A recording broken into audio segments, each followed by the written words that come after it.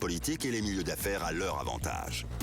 Les Grandes Gueules, tous les jours 9h-11h sur Radio Espace Guinée et en simultané sur l'ensemble du groupe Adafo Média en région.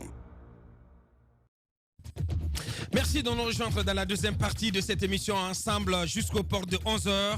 Dans un instant, nous prendrons la direction de l'UFDG, d'où nous attend Elhadji Cellou Dalein Diallo, le chef de file de l'opposition guinéenne, qui va prendre la parole dans cette émission sur cette actualité. Je vous le disais depuis l'entame de cette émission, le décompte macabre qui se poursuit en Guinée. Au moins 2 nouveaux cas de morts et de blessés ont été enregistrés hier, lundi 4 novembre, dans des heures qui ont éclaté entre forces de sécurité et partisans du FNDC. C'était en marge de l'inhumation de 11 jeunes tués lors des manifestations contre une nouvelle constitution et contre un troisième mandat d'Alpha Condé. C'était les 14, 15 et 16 octobre dernier. Comment expliquer les tensions d'hier à Bambeto? Dans quelles circonstances ces jeunes ont trouvé la mort? Général Mamadouba Kamara, il est porte-parole de la police, et Elhadji Cellou Dalein Diallo, président de l'UFDG, si tout va bien, tour à tour, ils vont prendre la parole dans cette émission. Un peu plus tard, on s'intéresse à notre invité, Ibrahima Aminata Diallo, président de PJDD, cette plateforme, cette organisation de la société civile guinéenne qui demande des comptes au ministre Mouktar Diallo suite à ses déclarations, c'était le vendredi dernier sur nos antennes, au sujet notamment des cas de mort lors des manifestations politiques en Guinée, pour avoir affirmé publiquement qu'il connaissait des jeunes qui étaient armés dans les manifestations de l'opposition. Cette organisation veut voir plus clair dans les propos tenus par le ministre Mouktar Diallo, par ailleurs président de NFD. Que va-t-elle exiger cette organisation? Quelle suite compte-t-elle donner aux déclarations du ministre Mouktar Diallo? Toutes ces questions posées à Ibrahima Aminata Diallo, président de PJDD. Il va nous rejoindre un peu plus tard dans cette émission. Avant de continuer vos réactions dans cette émission, on y va d'abord sur hashtag Espace GG pour retrouver en premier lieu Bill, l'enfant de Pita. Bonjour, je suis comme vous les GG. Je n'ai pas pu dormir. C'est horrible ce qui s'est passé, ce qui se passe dans notre pays. C'est Billo, l'enfant de Pita, qui nous envoie ce message. On poursuit toujours avec ses auditeurs sur Twitter. Bachir Diallo qui nous dit ceci: vous êtes témoin de ce qui se passe en Guinée. Le président nous massacre sous vos yeux. Donc c'est Bachir Diallo qui nous envoie ce message. Excellence Baldé, le Guinéen. Bonjour, les vrais journalistes, les forces de l'ordre étaient postées là-bas simplement pour tuer nos compatriotes parce qu'ils ont reçu des instructions pour tuer. C'est Excellence Baldé, le Guinéen, qui nous envoie ce message. On va y aller donc avec d'autres auditeurs ou téléspectateurs sur Twitter. Jeunes activistes guinéens, l'animosité, la barbarie, l'irresponsabilité, l'inconscience et tout ce qui incarne cette gouvernance, c'est juste inadmissible de voir des jeunes Guinéens tués à cause d'une seule personne âgée de 82 ans dont son souvenir domine son avenir. Pourquoi mettre notre avenir en danger? Il pose la question, ces jeunes activistes guinéens. Ousmane Kaloko Bari qui y va aussi de son commentaire ce matin.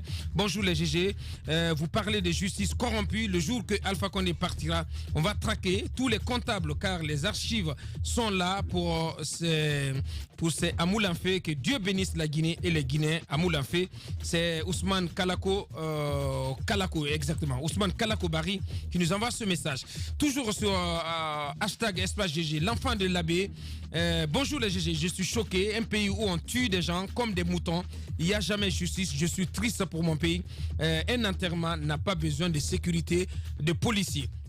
On continue toujours avec ses auditeurs.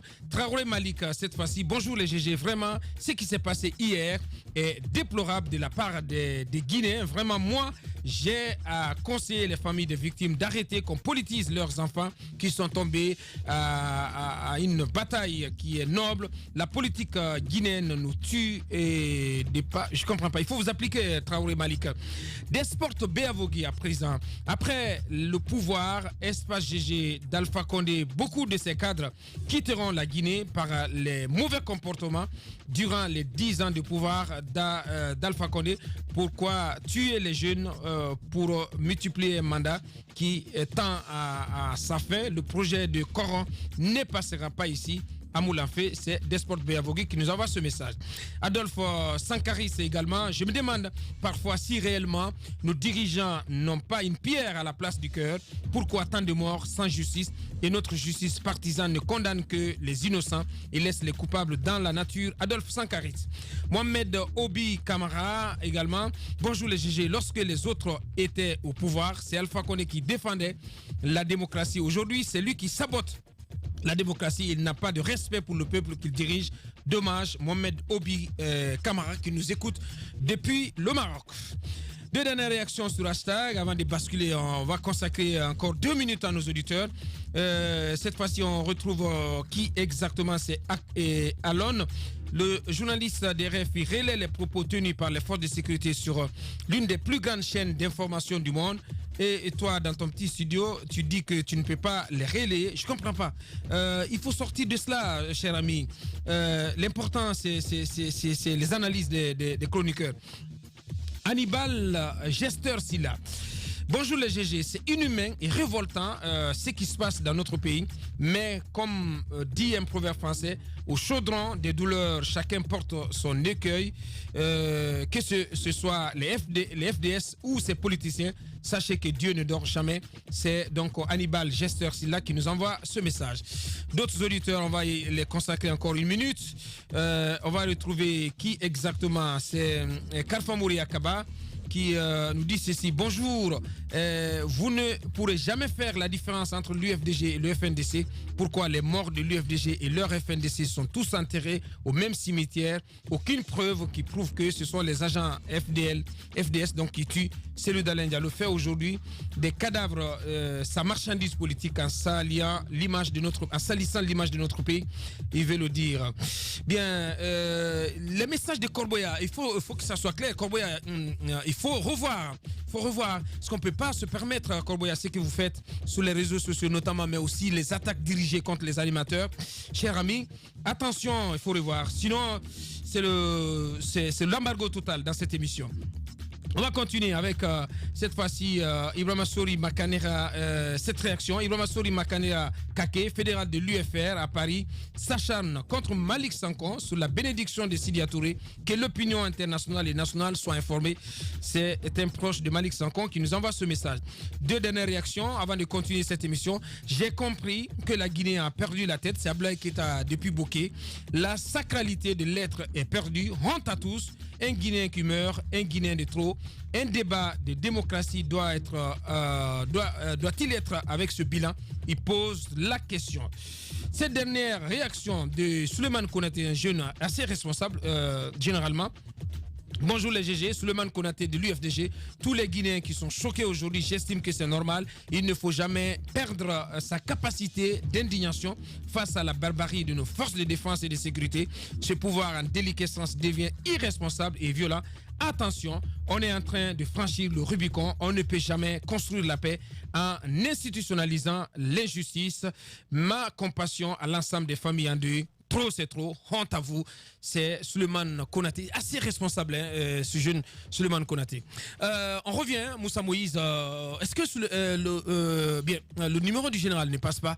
On va dans un instant donc tenter de joindre. Et là, Cellou Dalein Diallo, Moussa Moïse. Je pense qu'on aurait dû quand même, si le colonel ou le général Mamadouba Kamara nous écoute, il faut qu'il décroche. Il faut qu'il décroche. Il est le porte-parole de la police. Et cette entité a un rôle crucial à jouer dans les périodes que nous traversons aujourd'hui. Et les questions que nous avons à lui poser, ce sont des questions d'une haute importance. Pour une marche funèbre, pour un enterrement, a-t-on besoin d'avoir des agents des forces de l'ordre avec des armes de guerre? C'est la question que je me pose. Des gaz lacrymogènes. Oui. Des gaz lacrymogènes, des camions à eau, oui, tout ça gaz pour un enterrement. Tout ce qui est arme conventionnelle, d'accord. Mais pour un enterrement? Pour les images et les photos que nous détenons, est-ce que nous avions besoin d'avoir des agents dans les parages avec des armes de guerre? C'est la question que je pose pour un enterrement. Je ne sais pas s'il fallait accompagner les morts avec le crépitement des armes ou autre chose. Mais je trouve que au général, on avait énormément de questions à lui poser. Et puis également savoir qu'est-ce qui sera entrepris. Parce que au sein de la police, il y a aussi la police des polices. Effectivement. Qu'est-ce qui sera fait? Sur la base des vidéos qui existent, sur la base des photos qui existent, qu'est-ce qui sera fait à l'interne de la police pour retrouver ceux qui apparaissent à l'image avec ces armes. Il faut qu'on le comprenne. Effectivement. Moussa, si vous permettez que cela soit donc relayé auprès de l'entourage de la sécurité, s'il est à l'écoute ou son entourage, qu'il veuille bien donc décrocher les appels du réalisateur. Donc on cherche à le joindre dans cette émission. Donc je pense que le travail peut commencer au sein de la police si on est de bonne foi. Si on est de bonne foi. Parce que pour une fois, pour ce qui s'est passé hier, on ne peut pas inventer du tout, on peut pas du tout dire que les images ont été importées de l'Est ou de l'Ouest. Ça s'est passé hier sur l'axe. Il faudrait donc que la police joue son rôle à l'interne et qu'elle puisse déjà mettre hors d'état de nuit tout ce qui s'adonne à ce genre de jeu Rambo. C'est pas normal. Ouais. Ceux qui sont en image, qui sont sur les photos, détenant des armes de guerre, les pointant, quelle que soit la direction où ils les pointent, doivent être interpellés et on doit leur poser des questions. Pourquoi ils l'ont fait et que la justice puisse après jouer son rôle. Parce que quand on parle de justice, beaucoup pensent que on le fait juste pour être équilibriste. Non, ça n'a rien à voir. La justice a aussi un rôle réparateur. Ça ne va pas ramener les personnes qui sont mortes, mais ça peut au moins soulager les familles. Ça peut leur donner un certain nombre d'espoir. Mais quand elle est muette, quand elle n'agit pas, je pense que ça ne fait que nous enfoncer dans l'abîme. Il faudrait qu'elle se réveille. Bien. Je voulais apporter cette précision. On a tout le temps vanté, en tout cas le gouvernement a tout le temps vanté Aboubacar Diallo, les prouesses, les résultats des réformes qui ont été menées au niveau des services de défense et de sécurité. À mon avis, c'est un échec. Ouais. C'est un échec. Ça n'a rien donné du tout parce qu'on ne peut pas comprendre que des agents de l'ordre qui soient outillés au maintien d'ordre, mais également qu'ils soient outillés à ne pas violenter les citoyens lorsque vous les interpellez sur les questions de droits de l'homme, qu'on puisse assister à des interpellations au cours desquelles les citoyens on les inflige des traitements inhumains, des traitements dégradants. Je pense que c'est assez grave. Aujourd'hui, ce qui doit être fait au niveau des services de défense et de sécurité, je pense, c'est de travailler au respect de l'utilisation des armes conventionnelles, des armes non létales, parce que c'est ce qui se pose aujourd'hui. Moi, je me pose des questions. Pourquoi, à chaque manifestation, les services de sécurité qui sont déployés sur le terrain sont équipés, sont dotés d'armes de guerre? Pour quelles raisons? Je pense qu'il y a beaucoup de questions à se poser à ce niveau. Et au niveau de la hiérarchie de ces services de sécurité, comme Moussa Moïse le disait, il faut qu'on nous explique un peu comment, on ne peut pas nous dire peut-être comment les opérations sont menées, mais qu'on nous dise clairement qui donne ces instructions à ces unités d'intervention qui sont sur le terrain de se doter d'armes de guerre lors des manifestations. Parce que c'est un problème qui se pose. Hier, on a vu encore... C'est l'éternelle question qu'on se pose. Parce qu'on a vu encore des images hier. Tout le temps, on nous dit que non, on ne donne pas d'instruction aux unités d'intervention de se doter de ces armes létales. Mais pourtant, les images encore qui ont été publiées hier, et d'après les témoignages, en font foi. Et pour terminer, Jacques l'a rappelé, il faut que les services de sécurité cessent de s'introduire dans les domiciles des gens. Je pense que ce n'est pas normal. Hier encore, on a vécu dans les quartiers de Koloma et de Bambeto, des informations nous ont été rapportées après les tensions qui ont émaillé cette marche de procession. Les gens des agents sont allés jusqu'à s'introduire encore dans les concessions des gens. Je pense que c'est assez grave. C'est assez regrettable. Les nuits sont assez terrifiantes. Oui, aujourd'hui, je suis passé par Bambeto ce matin. Ben, ça ressemblait encore comme ce que vous avez connaissé, des tables brûlées, il y a les impacts encore des cailloux, des pierres, des troncs d'arbres brûlés. Je pense qu'on n'en avait pas besoin. Comme je l'ai dit pour terminer, je ne pensais pas du tout à Boubacar Diallo qu'un Guinéen pouvait tomber encore sous les balles après qu'on ait autorisé les manifestations en République guinéenne. Merci Basseko. Allez-y Mohamed Mara. Il faut rappeler toujours que la cellule d'Alain Diallo ne décroche toujours pas. Donc s'il est à l'écoute, qu'il veuille bien prendre soin de son téléphone. Allez-y. Vous savez, moi ce qui me gêne le plus dans cette situation, c'est que aujourd'hui, la journée d'hier a donné raison finalement aux extrémistes. Les extrémistes qui, à un moment donné, en appellent à armer les civils, en appellent à tuer un tel, on leur donne raison. C'est ça qui, en tant que républicain, qui me chiffonne dans cette histoire. Ouais. Parce que leur discours, c'est quoi? C'est qu'ils tuent nos enfants, ils le tueront, ils continueront de le tuer tant que nous-mêmes, on ne prendra pas les armes, et ainsi de suite. Ce discours aujourd'hui existe. Non, je suis d'accord. Ce que je dis, c'est qu'ils sont en train quand même d'apporter de l'eau au moulin de ces gens. Ça ne veut pas dire qu'ils ont raison, mais leur discours est en train de faire tache d'huile. Ce matin, toi-même, tu as commencé par dire que ce type de discours commence déjà à prendre de l'ampleur. Oui. Et là, je pense que l'État doit faire attention. Si l'État guinéen, honnêtement, n'a pas l'intention de faire basculer le pays dans la violence gratuite juste pour maintenir un homme au pouvoir, alors c'est le bon moment pour cet État-là de se réveiller, de savoir que l'impunité doit cesser dans notre pays. Ouais. Ce n'est pas normal. Et à ce procureur, monsieur Suleiman Ndiaye, qui est procureur du côté de Dixine, tellement de plaintes ont été déposées au niveau de son parquet. Tellement de saisines pour des cas de meurtre non élucidés. Mais il est très prompt à faire mettre au gnouf des gens qui critiquent le système. Je me dis, à un moment donné, il faut réfléchir. Et à notre justice, parce que moi je le dirai encore une fois, le gros problème de notre pays, c'est cette justice-là.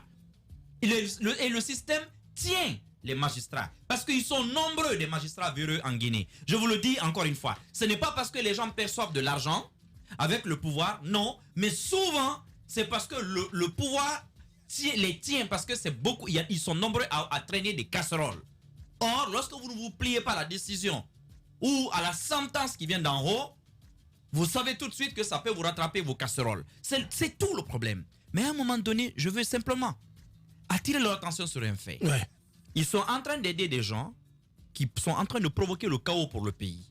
Ce pays, c'est leurs enfants et nous, ou leurs enfants et les nôtres, qui l'auront en héritage. Il ne faut pas qu'ils l'oublient.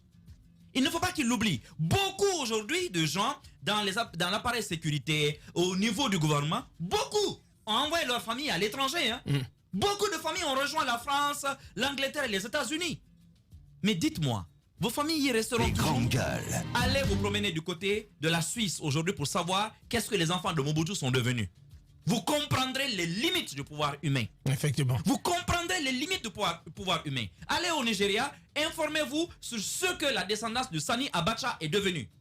Vous allez comprendre que le seul, tout à l'heure tu disais que le plus grand privilège que Dieu puisse donner à un homme, c'est d'être président. Je dirais non. Le plus grand privilège qu'un homme puisse avoir sur terre, c'est de savoir qui est Dieu, de le craindre et de marcher selon sa parole. Parce que là, tu vivras correctement sur cette terre et tu as l'assurance que tu iras dans son paradis après. Mais lorsque vous choisissez cette terre, vous finirez comme la poussière. Or, la poussière, on la foule aux pieds. Mais il y en a qui s'en foutent de l'histoire, de ce que l'histoire fera de leur mémoire. Il y en a qui se foutent pas mal. Qui se foutent pas mal que leur nom disparaisse ou leur nom soit synonyme de sang versé plus tard. Mais je dirais simplement à leurs enfants, je connais comme ça la fille d'un ancien ministre ici, mais qui n'est même pas amie avec son propre père sur Facebook. Je vous dis la vérité.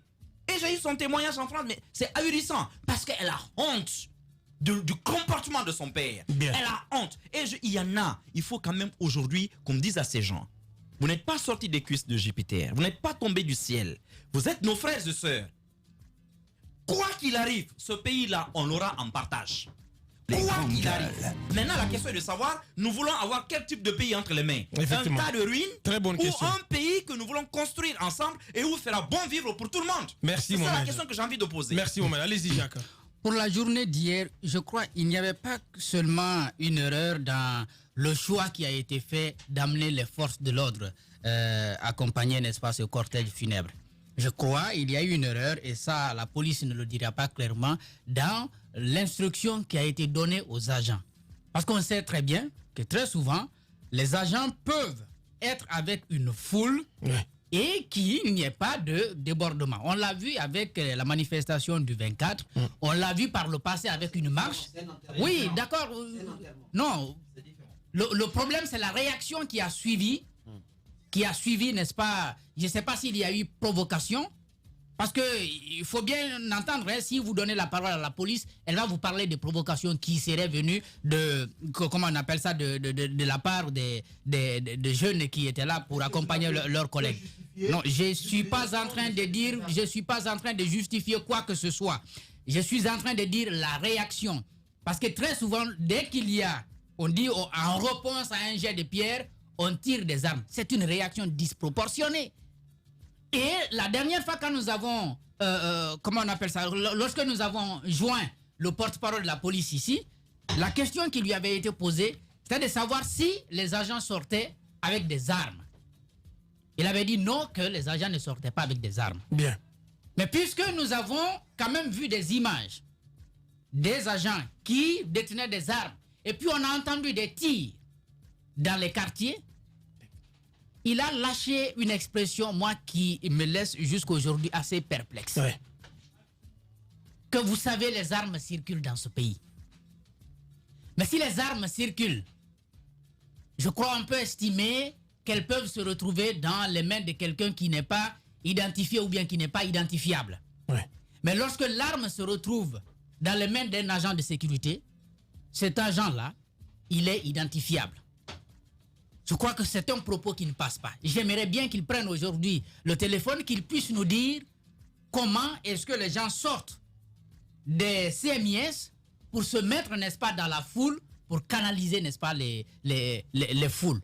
Parce que lorsque vous voyez, à chaque fois quand vous entendez, ce sont des enfants de moins de 20 ans qui tombent.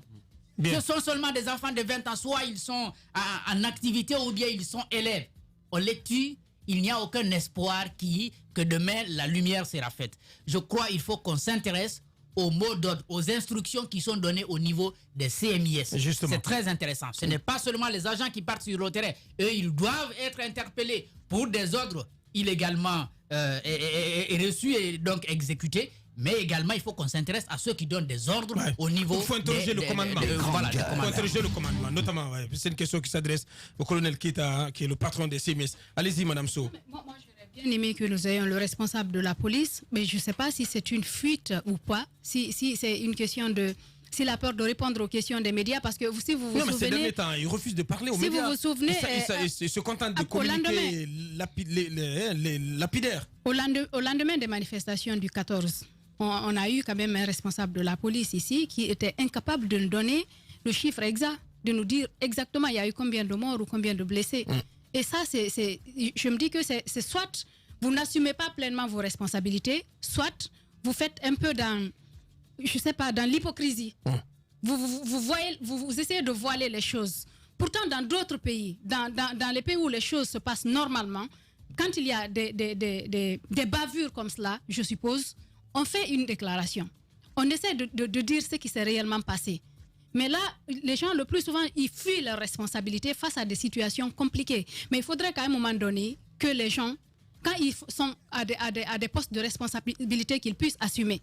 Mais quand les gens se disent le plus souvent, avec les images qu'on a vues hier, des images de gaz lacrymogène jetés, de véhicules qui fonçaient sur des citoyens qui étaient dans ces véhicules, qui les conduisaient. Ouais. En fait, en Guinée, le plus souvent, on ferme les yeux sur ce qui se passe. Quand on veut que tout se passe normalement, tout se passe normalement.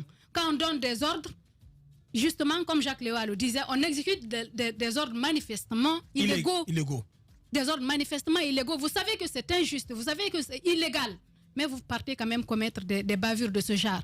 Mais moi, parfois, les choses ne m'étonnent pas, parce qu'au lendemain des manifestations du 14, moi, j'étais sidérée de voir le président de la République dire dans une vidéo que j'ai vue que c'est à Bambeto seulement qu'il y a eu manifestation. Et là-bas, Bambeto et Koza, et dire que là-bas, c'est des bandits qui sont là-bas, et quand les agents sont menacés, ils vont tirer. Est-ce que menacer, par exemple, un agent à l'aide d'un caillou, à l'aide d'un bâton, veut dire qu'il faut ôter la vie à cette personne qui vous menace? Il faut tourner l'arme contre lui. Il faut l'arrêter. Ouais. En fait, il faut utiliser des forces proportionnelles. Effectivement. Des forces proportionnelles. Mais quand quelqu'un vous jette un caillou, vous tirez sur la personne, c'est des forces disproportionnelles. C'est pas légal, c'est pas normal. Ouais. Et quand il dit que oui, il y a que des coupeurs de route, mais quand je ne veux même pas revenir sur tout ce qu'il a dit. Mais quand le chef parle comme ça, les autres se sentiront forts. Ils savent que c'est le chef qui a parlé comme ça. Ils se sentent forts, ils savent qu'ils peuvent commettre des bavures, ils peuvent tuer, ils peuvent blesser, il n'y aura rien derrière.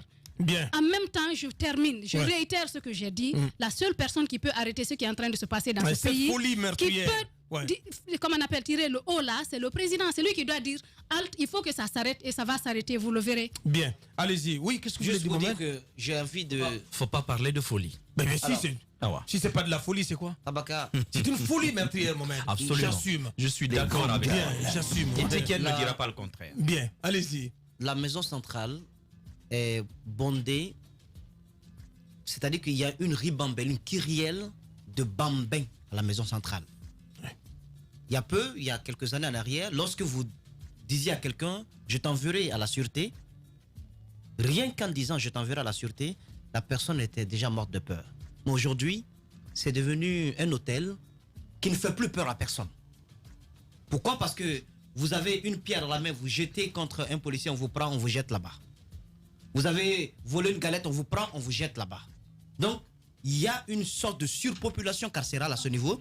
Et après, si vos parents ne font pas des démarches, vous allez y périr. C'est pas normal. Ouais. Il faudrait qu'on revoie. C'est-à-dire que Mais tout ça, c'est la justice. mais c'est la justice, mais on est en train de créer. C'est-à-dire, on ne peut pas contribuer à signer une branche sur laquelle on est assis. C'est pas possible. Il faut que l'État prenne ses responsabilités. Ça me rappelle un peu les propos de l'autre quand on l'arrêtait, Junior. Il parlait des risques liés à la paix, donc les risques liés à la stabilité du pays, parce que, selon lui, il y aurait eu beaucoup de soubresauts avec ces armes en circulation et autres. Donc, si l'État ne prend pas ses responsabilités, ça risque d'aller dans le décor. Le Premier ministre, lorsque le président est arrivé, quand les journalistes lui ont tendu le micro lors de la réception, il a commencé ses propos par présenter ses excuses, présenter ses condoléances aux familles des victimes, à déplorer ses morts.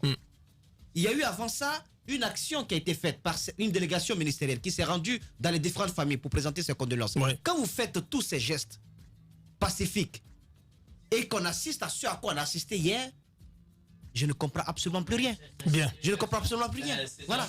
Merci. Cette délégation. Il faut pas Non, il cette faut pas- délégation, il faut il y a pas contribuer. il y a quand même quelque C'est chose. cela la personnification. Cette C'est délégation. cela la personnification de l'hypocrisie. Mais Bien. le but n'a jamais changé. L'objectif n'a jamais changé. C'est de pérenniser Oui. un pouvoir de manière illégale. Bien. C'est cela le Parce jeu. que ça ne doit pas passer. Cette délégation qui était conduite par le ministre de la Citoyenneté est allée persister dans des affirmations gratuites. Hein? Ah, là, c'est Comment il peut aller là, c'est dire le dans comble. une famille que ce qui est arrivé c'est un accident? C'est le comble. Attends d'abord que la justice nous dise ce qui est arrivé avant de prendre le devant, vous qui devez œuvrer pour la réconciliation. Merci, Jacques. On est malheureux. Faire bouger les choses, Tout homme qui s'opposer au fera diktat. profession de rechercher la vérité et de la dire sera toujours odieux à celui qui exercera l'autorité. Condorcet. Bienvenue chez les GG sur Radio Espace Guinée.